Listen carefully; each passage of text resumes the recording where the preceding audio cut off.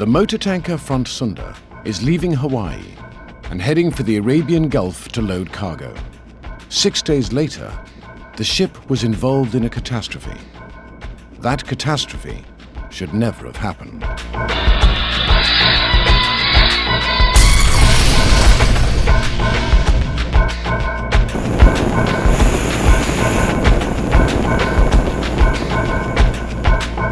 We're going to examine the events leading up to the accident on the Front Sunda. The purpose is to show how the whole organization, from crew to the people ashore, can help to create a safe working environment on board the Frontline fleet.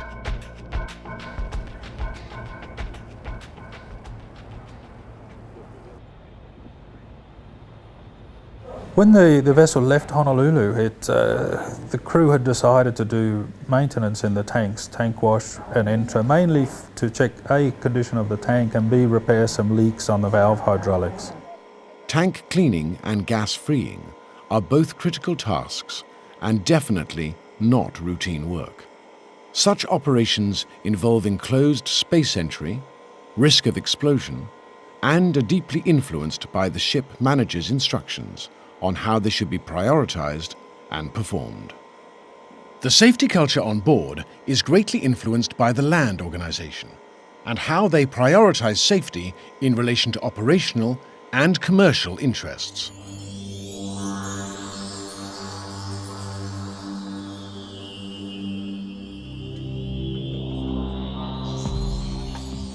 Frontline is the ship owner, but the fleet is managed by a number of management companies.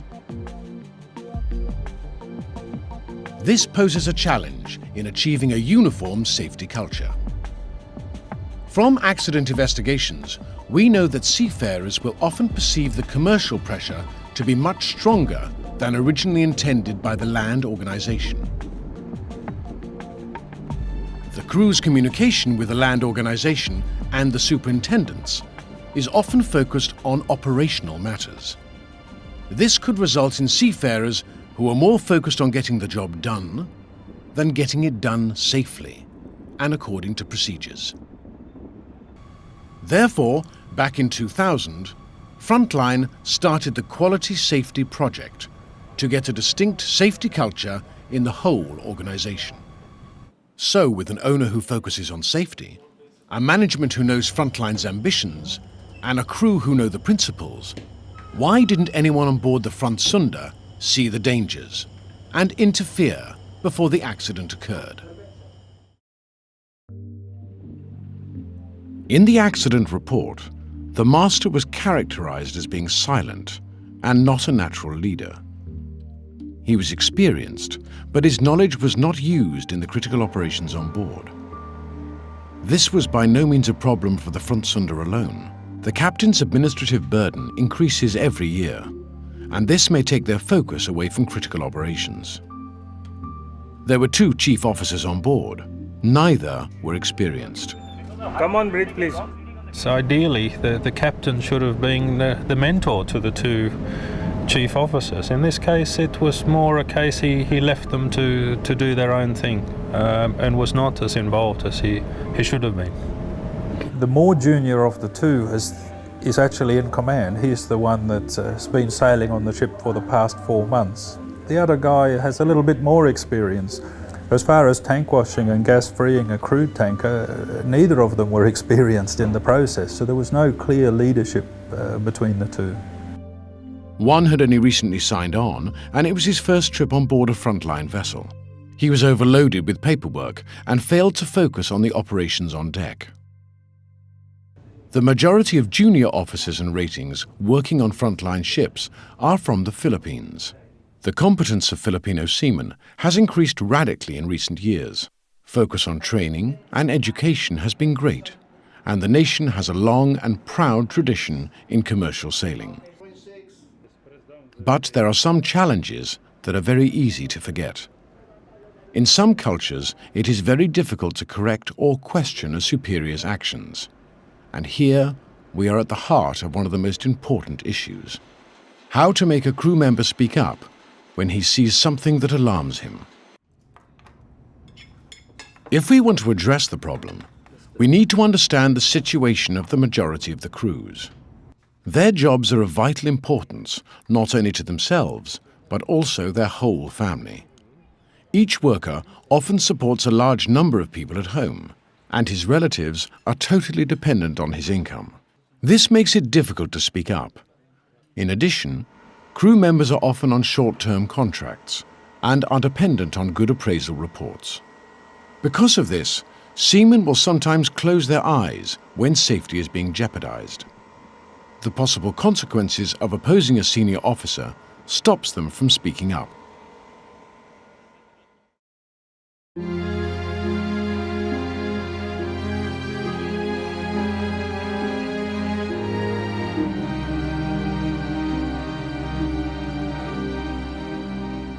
When the tank cleaning was completed on board Sunda, crew members entered the tank to do the planned maintenance work. During this time, the crew noticed a fair amount of sludge in the bottom of the tank, and also the smell of gas. After repairing the leaks and doing the inspection, the ship kept the tanks open and in a gas-free condition. And it was 2 days later they decided they were going to box up the tanks, and then they discovered the need to do some hot work to repair one of the hinges on the tank wash hatches. The ship was due for vetting in a few months, and the broken hinges could definitely create a problem with the vetting. In a worst-case scenario, the ship could be refused cargo.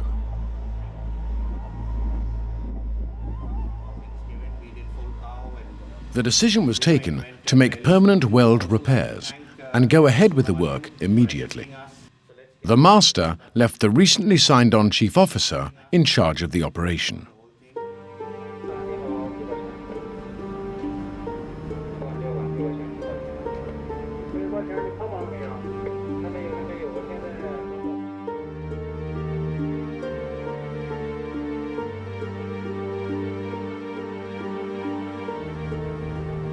Hot work is a very risky operation when executed on board a tanker deck.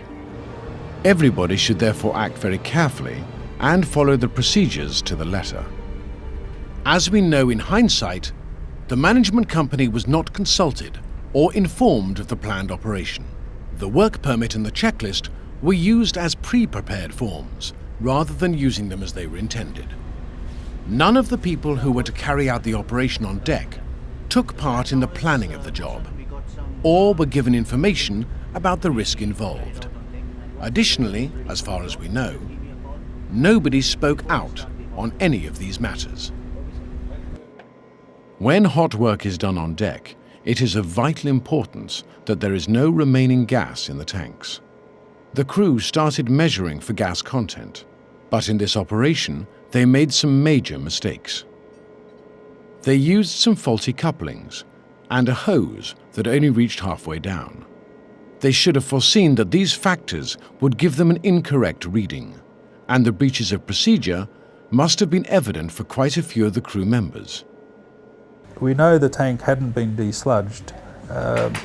Any crude oil sludge in the tropics without ventilation will be giving off gas.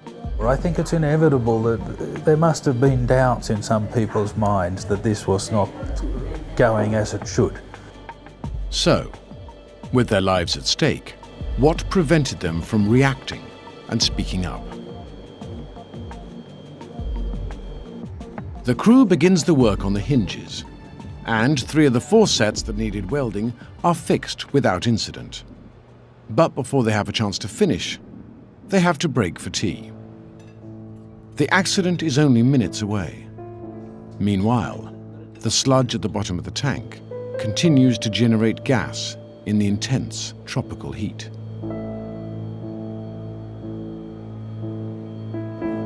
After tea, the chief officer and the fitter go back on deck to complete the welding. Only one of them will survive the next few critical minutes. What actually caused the fire in the tank, we're assuming, was some sludge or scale in the upper portion of the tank where they were welding, caught fire, detached itself and fell to the bottom of the tank where it hit the flammable vapours. The crew, when we interviewed them, They reported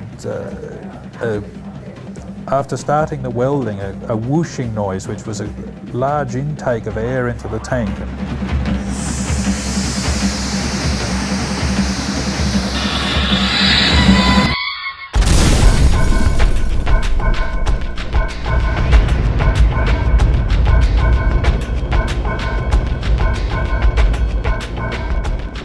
The explosion is horrendous. Both center tanks 5 and 6 are torn apart with tremendous force. At the management office in Dubai, a short but disturbing phone call is received. We had a call from friend Sunda master, and he was very disturbed and not so clear. Captain, yeah, tell me, where is the fire? There is fire on set.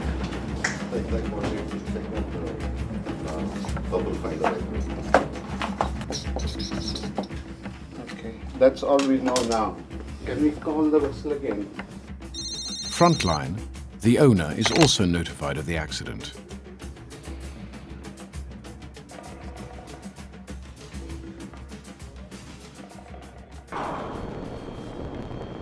As the fire raged after the explosion, the problems continued. The crew's ability to put out the escalating fire was minimized. Nobody had put on the firefighting suits, so they were trying to fight this raging fire, but they didn't have the protection of the fireproof suits, which limited how close they could get to the flames. They saw that the fire was extremely big, fighting it was difficult, risk of an explosion, best to get as far away as possible. I understand there's a large ball of fire, but do we know from where this fire has started? Then the master called again. There was an explosion in way of number 5 tank, and he was afraid there could be a second and a third one, and for fear of lives on board, he said he's taken a decision to abandon the ship. Before leaving the vessel, the captain counted crew members and came up one short. The fitter was nowhere to be found. So they abandoned ship, hoping to find him in the sea nearby. The chances were that he was thrown overboard in the way the damage occurred. So then the next attempt was to see if he could be spotted anywhere in the water in the close vicinity. But the lifeboat went around, and as much as they could search, nothing much could come out of it. We didn't really find him.